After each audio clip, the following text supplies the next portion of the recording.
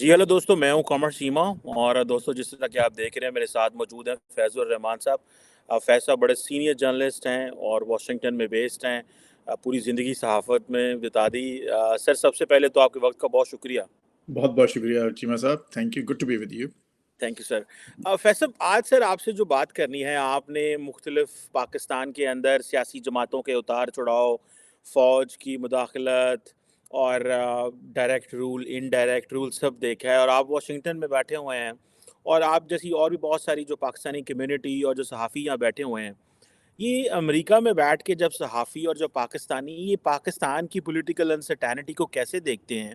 اور آپ کیا سمجھتے ہیں کہ مطلب آپ کو کیسے آپٹکس لگتے ہیں؟ سڑکوں پہ مار دھار ہو رہی ہے، سڑکیں بند ہیں، اور ہر طرف جو کوئی پتہ نہیں ہے کہ مستقبل کیا ہے، اکانومی نیچے جا رہی ہے، تو آپ کی کیا انڈرسٹینڈنگ ہے، اور آپ کیسے ان آپ کی اور آپ کے بچے، فیملیز، دوست جو پاکستانی ہیں، وہ کیسے ان چیزوں کو دیکھ رہے ہیں سر؟ بہت بہت شکریہ doctor Cheema, it's good to be on your show again. You have ماشاء اللہ established a very popular channel, and it's not just watched in Pakistan, I know. ماشاء اللہ آپ کو بہت ہی ایک ورلڈ وائڈ آڈینس ہے جس میں انڈیا کا ایک بہت بڑا حصہ ہے، اور یہ بہت اہم بات ہے کہ کم از کم ہم ان ذریعوں سے، ان پلیٹ فارمز پر ایک دوسرے سے بات کر سکتے ہیں، وہاں کے لوگ اور ہمارے لوگ آئیڈیاز ایکسچینج کر سکتے ہیں. اور اس کی ایک وجہ بہت اہم یہ ہے کہ گروئنگ اپ ان پاکستان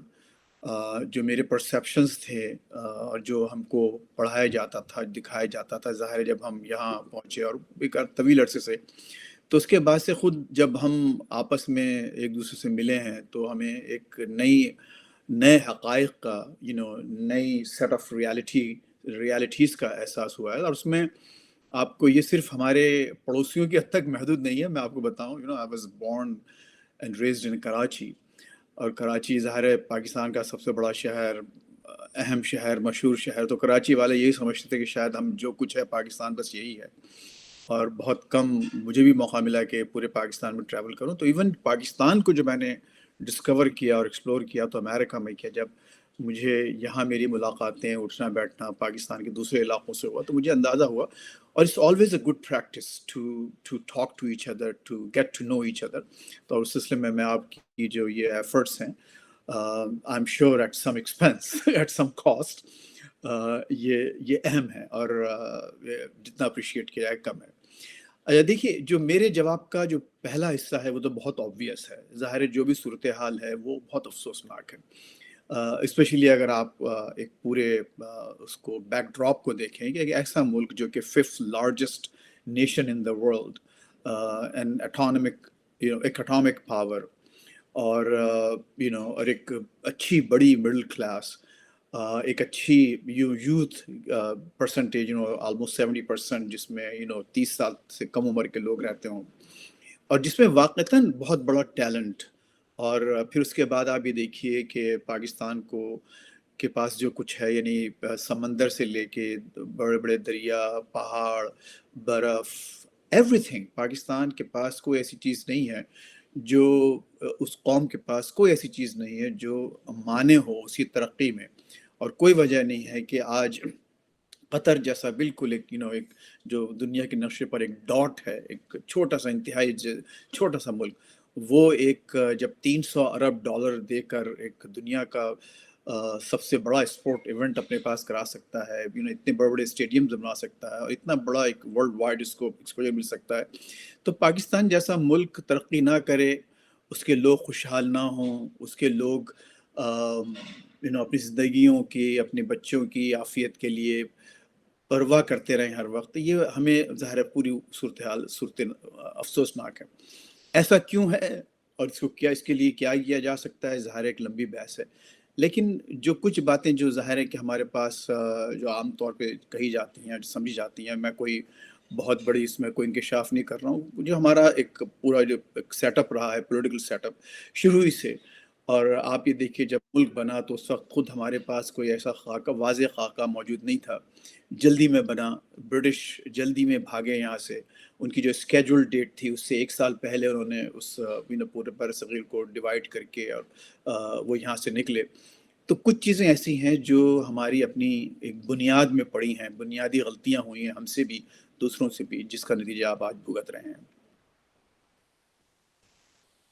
بالکل صحیح کہہ رہے ہیں کہ نتیجہ ہم بھگت رہے ہیں، لیکن فیض صاحب آپ کیا سمجھتے ہیں جہاں پہ آج عمران خان صاحب پاکستان کو لے آئے ہیں، وہ یہ کہتے تھے کہ میری مرضی کا آرمی چیف ہونا چاہیے، وہ نہیں ہو سکا۔ پھر انہوں نے جلد سے جلوس گلی گلی محلے محلے لوگوں کو موبلائز کیا، لیکن وہ کوئی بڑی تعداد میں، لاکھوں کی تعداد میں لوگ اس طرح باہر نہیں نکل سکے، جس کی وجہ سے وہ سمجھتے ہیں کہ ان کے لیے ایک پرابلم ہے۔ اب انہوں نے کہا جی میں نے تو اسمبلیاں ہی توڑ دینی ہے اور میں نے باہر چلے جانا ہے، اسمبلیوں سے باہر رہنا ہے۔ آپ کیا سمجھتے ہیں یہ عمران خان کی اسٹریٹجی وائز ہے، اور یہ پاکستان کو سیاسی انتشار میں کتنا مزید لے کے جا سکتا ہے، اور کتنا مزید پاکستان کی سیاست کو نقصان ہو سکتا ہے، جس سے ظاہری بات ہماری اکانومی جڑی ہوئی ہے؟ عمران خان کے ساتھ مسئلہ یہ ہے چیمہ صاحب کہ وہ he is trying to catch up with his god given I would say popularity. وہ آج سے کچھ عرصے پہلے اس وہم و گمان میں بھی نہیں آ سکتا تھا کہ ان کی پارٹی جو ہے وہ اس قدر مقبولیت حاصل کر رہی ہے، خصوصاً جب وہ حکومت میں تھے۔ تو اب اس وقت ان کا جو معاملہ ہے وہ یہ کہ وہ کچھ نہیں کر پا رہے، وہ کچھ نہیں کر سکتے جو وہ چاہتے ہیں، لیکن ان کی پاپولیرٹی ظاہر ہے اس وقت اوج ثریا پر ہے، بہت اونچی پہنچی ہوئی ہے۔ تو he is actually he is playing catch up with his popularity. Popularity آگے بھاگ رہی ہے، وہ اس کے پیچھے جاتے ہیں کہ کس طرح سے اس کو قائم رکھیں، کس طرح سے اس کو نبھائیں، کس طرح سے لوگوں کو مایوس نہ کریں۔ آج کا ظاہر ہے شو آپ نے جو دیکھا اور لوگوں نے بھی دیکھا، اس پہ مختلف آرائیں ہو سکتی ہیں، لیکن ہم لوگ، میں اور آپ تو ظاہر ہے ہم لوگ ہمارا تعلق ڈفرینٹ اس قبیلے سے ہے، ہم لوگ انالیسس آفر کرتے ہیں۔ تو میں کوئی قطعی فیصلہ اس لیے نہیں کر سکتا کہ میں گراؤنڈ پر موجود نہیں تھا، لیکن جو باتیں آ رہی ہیں سامنے خود ان کے حوالے سے، ایسا نہیں لگتا کہ بہت بڑا کامیاب شو تھا۔ اور پھر خود جو انہوں نے باتیں کی تھیں کہ یہ سب کچھ اکھاڑ کے رکھ دے گا، پورا نظام پلٹ جائے گا اور اتنے ایک سمندر لوگوں کا پہنچ جائے گا اور ہم اسلام آباد تک پہنچ جائیں گے، حکومت کو استعفیٰ دینا پڑے گا۔ تو وہ تمام باتیں نہیں ہوئیں، لیکن ظاہر ہے یہ کچھ نہ کچھ ان کو دینا چاہیے تھا، اور آج انہوں نے ایک سرپرائز موو لیا ہے جس کو کہ وہاں کے لوگ یہ کہہ رہے ہیں کہ it's a good political move, جس سے کہ کم از کم لوگوں کو کچھ تھوڑا بہت چارہ ملا ہے، کچھ ہمارے لیے کچھ بات کرنے کے لیے کچھ لوگوں کو ٹاکنگ پوائنٹس ملے ہیں۔ لیکن اس سے آپ دیکھیے کہ گراؤنڈ ریالٹی جو ہے وہ چینج نہیں ہوئی۔ عمران خان صاحب جو چاہے کر لیں، میں نہیں سمجھتا کہ الیکشنز، موجودہ حکومت جب چاہے گی اسی وقت وہ الیکشنز ہوں گے۔ اور ایک بات اور آپ کو بتا دوں کہ انہوں نے اب تو تھوڑا سا ایک نیا شگوفہ بھی چھوڑ دیا ہے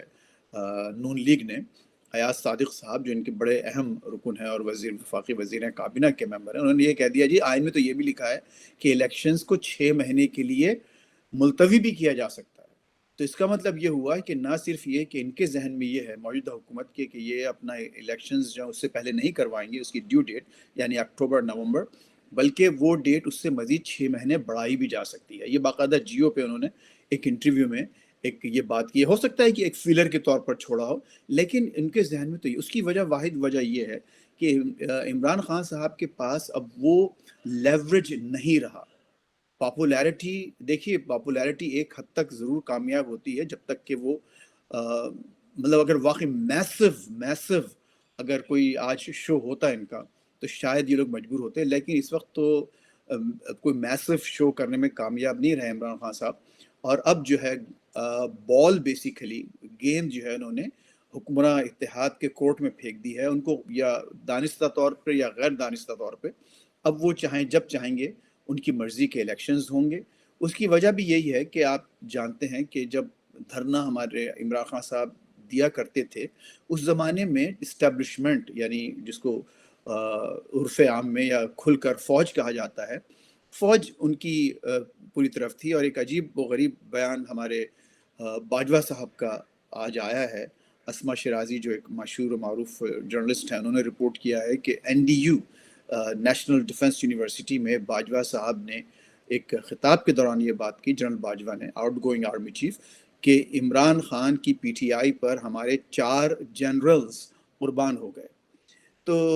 واضح بات یہی ہے کہ جو کچھ یعنی اس ٹاپ لیول پر اس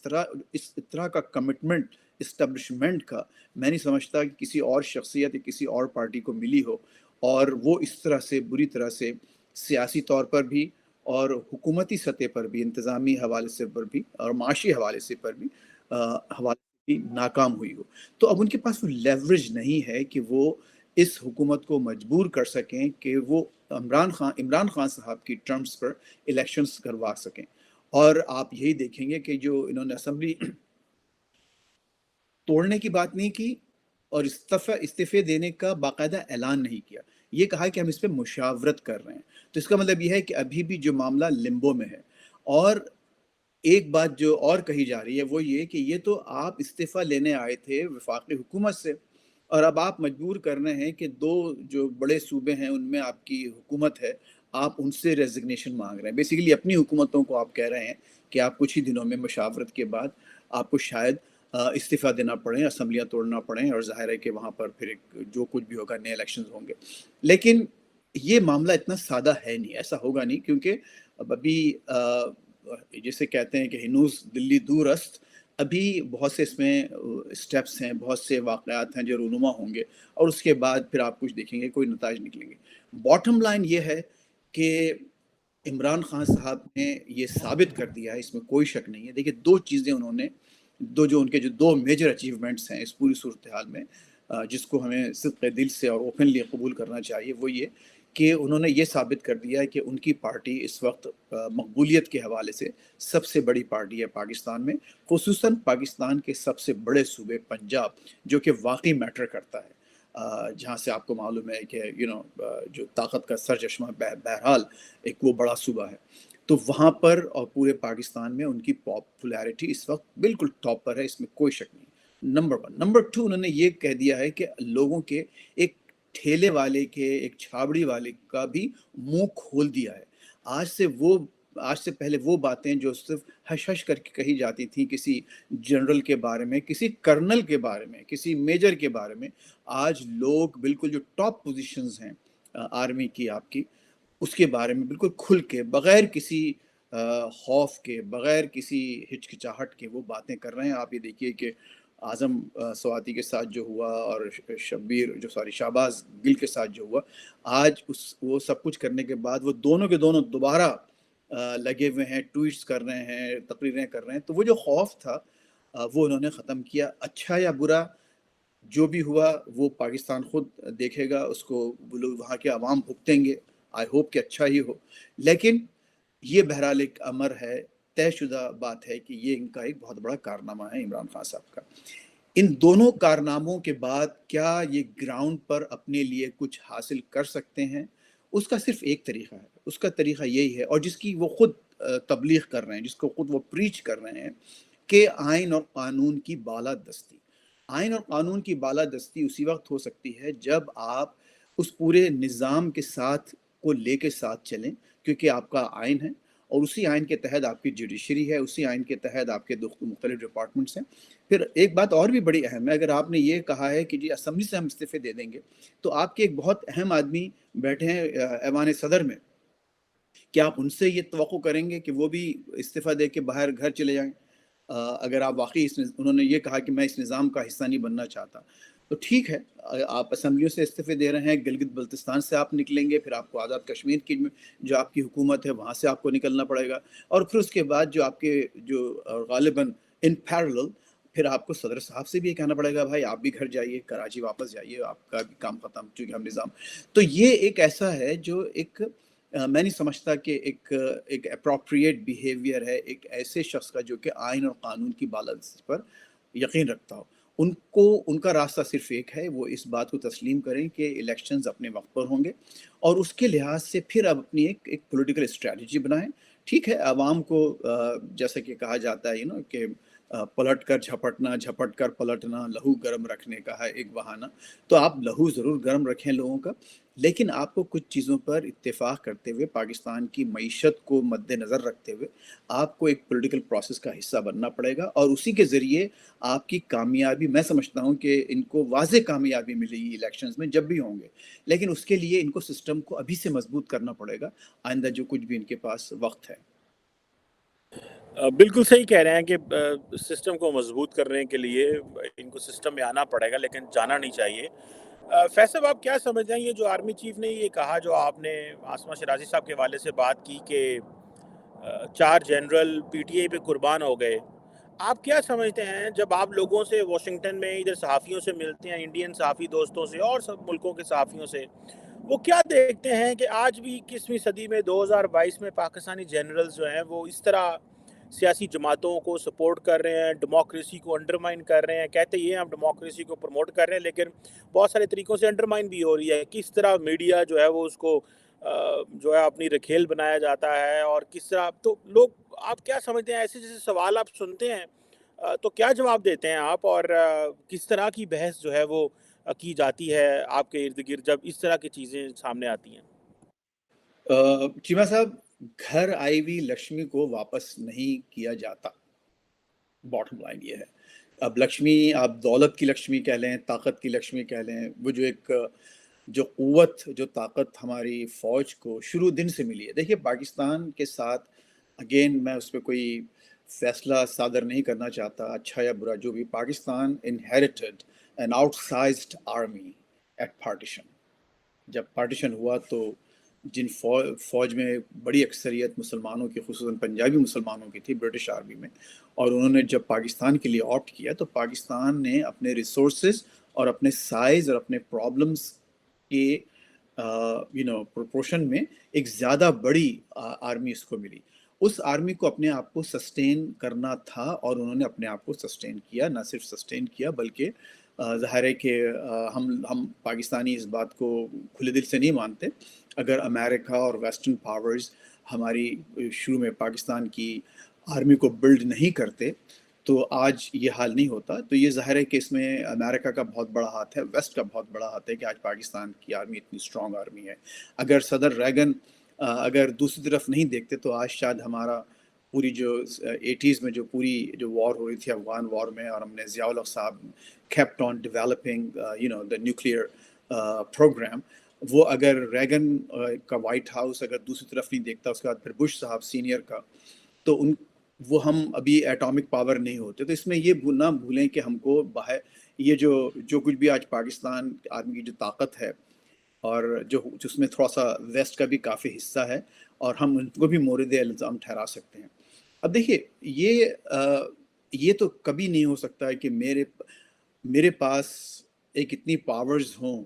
میرے پاس اتنی دولت ہو، اور میں اس کو جو ہے ایک والنٹیرلی رضاکارانہ طور پر جو ہے سب کے سامنے بانٹ دوں، اس لیے کہ جی مجھے ملک و قوم کا مفاد عزیز ہے۔ ملک و قوم کا مفاد آپ کو معلوم ہے، جسے نیشنل انٹرسٹ کہا جاتا ہے، اٹس اوپن ٹو انٹرپریٹیشن۔ آپ بیٹھ کے اس وقت نیشنل انٹرسٹ آپ وہی ڈیفائن کریں گے جس میں آپ کا اپنا فائدہ ہو۔ میں نیشنل انٹرسٹ اس کو سمجھوں گا جس میں میرا اپنا فائدہ ہو، یا میرے لوگوں کا فائدہ ہو، یا آپ کے لوگوں کا فائدہ ہو۔ تو نیشنل انٹرسٹ کو آج آرمی کا ہر فرد صدقے دل سے، پوری سنسیئرٹی کے ساتھ یہ بلیو کرتا ہے کہ politics is too serious a business to be left alone to the politicians basically, and it's the other way around۔ کہا گیا تھا جنرلز کے لیے، لیکن یہ لوگ کہ تو یعنی وہ یہ ایک مائنڈ سیٹ ہے، یہ وہاں پر ایک سپاہی سے لے کے ٹاپ جنرل تک ایک مائنڈ سیٹ ہے کہ civilians are bloody idiots, they don't know how to run their country۔ اور پاکستان آرمی ہی ایک ایسا انسٹیٹیوشن ہے جو کہ اس کو چلا سکتا ہے۔ ایک ہمارے پاس وہ ویئر ود آل ہے، ہمارے پاس وہ ایکسپرٹیز ہے کہ ہم اس کو آگے بڑھا سکتے ہیں،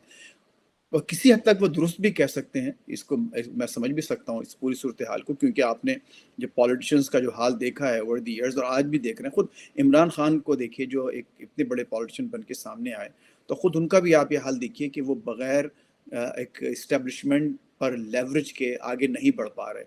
تو نتیجہ آپ کے سامنے ہے کہ آپ جو یہ خلفشار اور جو خیاس آپ جو دیکھ رہے ہیں،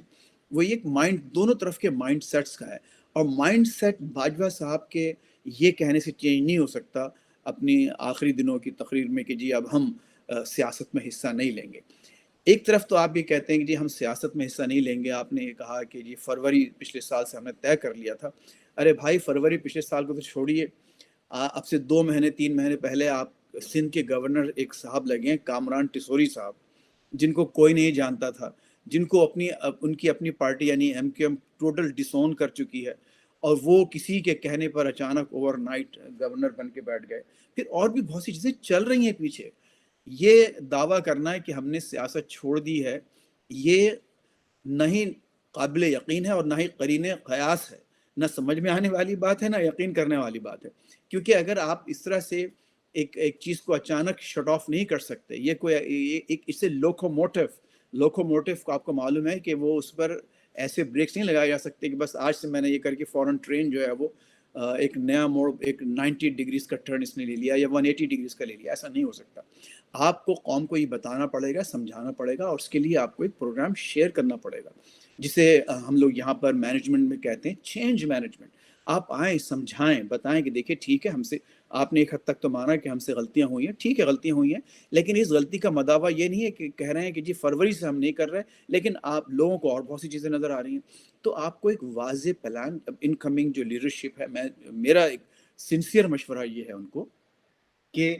آپ ضرور باجوہ صاحب کی بات مانیں یا نہ مانیں، یہ آپ کے اپنے اوپر ہے، ظاہر ہے اب آپ کے پاس چین آف کمانڈ ہے، لیکن اگر آپ واقعی فوج اب سیاست میں حصہ نہ لینے کا تہیہ کر چکی ہے تو اس کے لیے پھر آپ ایک روڈ میپ دیں. یہ جیسے میں نے عرض کیا کہ یہ جو لوکوموٹیو ہے یا جو ٹائٹینک ہے، یہ 180 ڈگریز کا turn at once on the drop of a dime نہیں لے سکتا. آپ کو اس کے لیے ایک چینج مینجمنٹ کرنا پڑے گی، آپ کو روڈ میپ دینا پڑے گا، آپ کو اسٹیپس دینا پڑیں گے، اور انکریمنٹل امپروومنٹ کے بعد ہی آپ کسی نتیجے پہ پہنچیں گے. آپ بتائیں، قوم سے شیئر کریں، ساری چیزیں شیئر کریں. آج بھی آپ بتائیں، اور نہ صرف یہ غلطیاں آپ مانیں کہ آپ نے سیاست میں حصہ لیا تھا، بلکہ آپ نے جو میڈیا کے ساتھ جو حشر کیا ہے، جو میڈیا پہ جس طرح سے آپ کے بڑے بڑے چینلز کو ایک میجر، ایک کرنل کنٹرول کرتے رہے ہیں اور ابھی بھی کر رہے ہیں، تو وہ ان کا مداوع آپ کیسے کریں گے؟ اس کو مانیں، غلطی ماننے کے بعد دل بڑا کریں. اگر آپ واقعتاً پاکستان کے 23 کروڑ لوگوں سے، 5th لارجسٹ نیشن، دیکھیے it's not a joke Cheema صاحب، it's not a joke. 23 230 million لوگ ہیں، 23 کروڑ لوگ ہیں، اور اس میں 70% جو ہے وہ 30 سال کی عمر سے کم لوگوں کی ہے. تو ان لوگوں کا مستقبل آپ کے ہاتھ میں. اگر آپ چاہتے ہیں پاکستان، اور دیر از نو ریزن. آج میں یہ بات آپ کے چینل پہ اس لیے کہنا چاہ رہا ہوں کہ چونکہ آپ انڈیا میں بھی آپ کا بہت دکھا جاتا ہے. دیکھیے India is the 5th largest economy. India is the 5th largest economy. To their credit, انہوں نے، چاہے وہ ریجن میں لوگ ان کا ساتھ دیں، چاہے ریجنل کنٹریز ان کے ساتھ تجارت کریں نہ کریں، انہوں نے ثابت کیا ہے کہ ہاں وہ برٹش اکانومی کو سپرسیڈ کرتے ہوئے 5th لارجسٹ اکانومی بن سکتے ہیں. آج پاکستان کا اور دوسرے جو ریجن کے جو ممالک ہیں ان کا اکنامک انٹرسٹ اس میں ہے کہ وہ اس اکنامک پاور کا جو ریجن میں جو جب ایک لہر جیسے ایب جب ہوتا ہے معاملہ، تو سب اس کے ساتھ اونچا بڑھ سکتے ہیں. آج 5th لارجسٹ اکانومی کو اپنے آپ کو سسٹین کرنے کے لیے ریسورسز کی، ہیومن ریسورسز کی، اور دوسری کئی چیزوں کی ضرورت ہوتی ہے جو کہ اگر اس کو ریجن سے ملیں تو زیادہ فائدہ ہوتا ہے. اگر آج پاکستان اپنے اس کے ساتھ تجارت شروع کر دے، میں نہیں کہتا کہ بالکل بغیر کسی کنڈیشنز کے، بغیر کسی شرائط کے، ٹھیک ہے جس طرح سے بھی کر سکیں، یہ پاکستان کے لیے عوام کے لیے بہت بڑی اپرچونٹی ہوگی کہ وہ بھارت کے ساتھ اپنی ٹریڈ ریلیشن شپ کو قائم کریں. لوگوں کو جابز ملیں گے پاکستان میں، پاکستان کی انڈسٹری بڑھے گی. اس 5th لارجسٹ اکانومی کو فیڈ کرنے کے لیے بہت سخت ضرورت ہے کہ اس کے پاس مسلسل ایک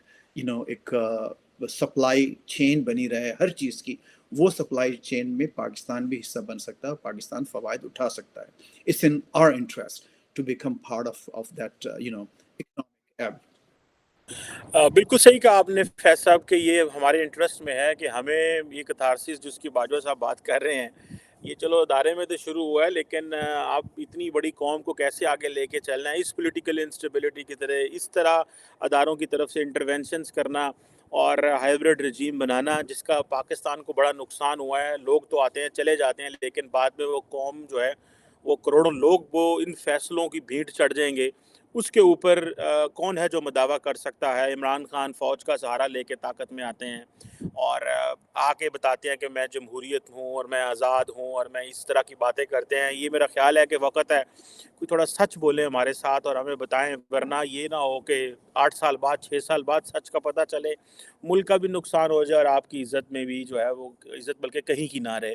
thank you very much Faiz ur Rahman صاحب sir, it was a pleasure talking to you Absolutely. And learning کہ آپ کس طرح چیزوں کو بیٹھ کے دیکھ رہے ہیں. اور پاکستانی جہاں پہ بھی ہوتے ہیں وہ ظاہری بات ہے اپنے مادر ملت کے لیے, وطن کے لیے پریشان ہوتے ہیں اور درد محسوس کرتے ہیں وہاں کچھ بھی ہو. تھینک یو ویری مچ فیض صاحب for your time. Good to be on the show. Thank you.